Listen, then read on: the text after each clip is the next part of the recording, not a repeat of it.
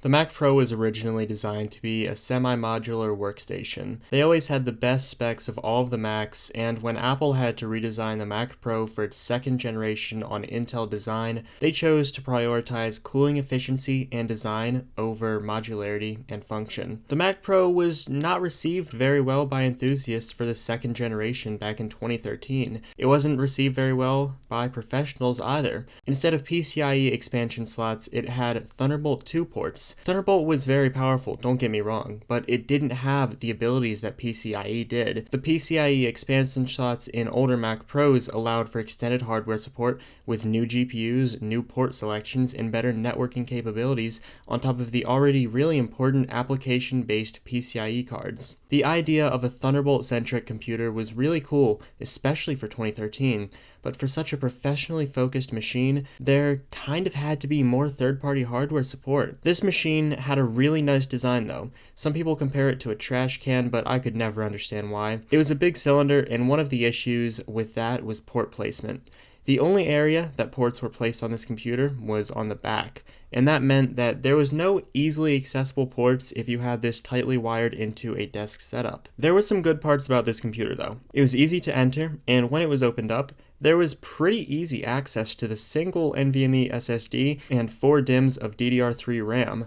Previous generation Mac Pros had easily swappable hard drive bays, GPUs, and RAM. This was a direct downgrade from older generation Mac Pros, and even if it was easy to enter, they were already easy to enter before. And it didn't have nearly as many internal drive bays, and it was also harder to upgrade the CPU and the GPU. The entire computer was screwed together really tightly, and getting access to the major parts was difficult due to that. The cooling situation on this computer wasn't the worst, but I can definitely say that it prioritized low noise over temperatures. My 2013 Mac Pro has yet to run on full blast automatically, even when exporting videos. When I put the fans on full blast, it drops about 20 degrees from the already 200 degrees Fahrenheit that it gets to while exporting videos. The airflow system was really impressive though. I think Apple called it the thermal core, and this computer actually began to heat the room up a slight bit while it was working hard. The warm air being pushed up to the top is really impressive to feel. There's only one single fan in this computer, and it blows the air all the way up to the top of the computer and out this little hole in the top. The cooling system works, but it doesn't work as well as I'd hope for a professional computer. I'm surprised that more of these Mac Pros haven't broken from heat damage. Alright, now here's where it gets interesting.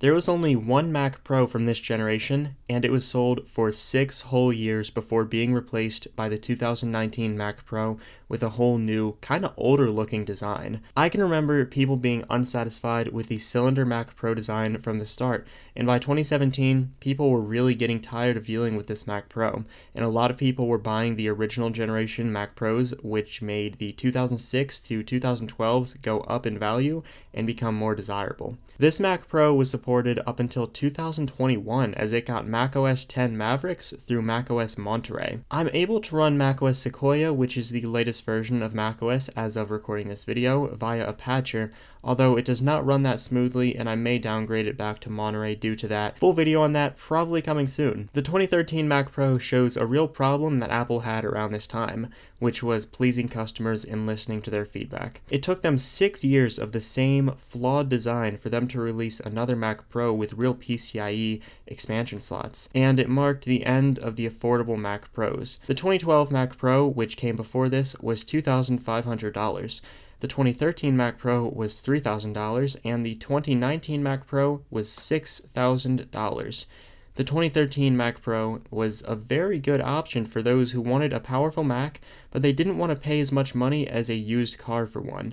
For $3,000, this design was fairly priced. It had good performance, a great design, and for many prosumers, it could honestly be a good workstation. However, it lacked updates. Apple updated the GPU in the Mac Pro in early 2017, but they never gave it any major performance upgrades. This computer was basically the same from 2013 to 2019. To put this into perspective, when this computer came out, the iPhone 5 was out with iOS 6, and when this computer was discontinued, the iPhone 11 Pro was out with iOS 13. Now, as for my personal opinions on this Mac, I think it's pretty cool. I like the design of it, and I like how the ports light up in the back when the computer is turned around. I don't like the lack of PCIe slots though, and I think that the Mac Pro needs them.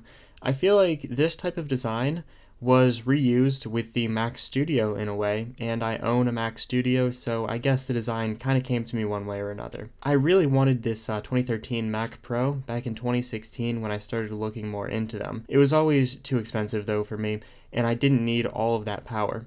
I think that Thunderbolt 2 being based on mini DisplayPort was rushed, and I only wonder what kind of possibilities this Mac would have if they updated it around 2016, 2015 with USB-C or Thunderbolt 3 instead of Thunderbolt 2.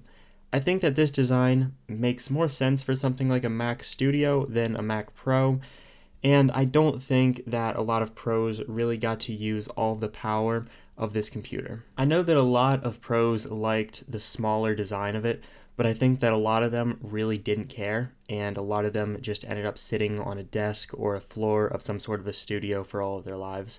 But with that said, hopefully you enjoyed this video. If you liked it, a like would be appreciated, and you can subscribe. So, thanks for watching. Goodbye.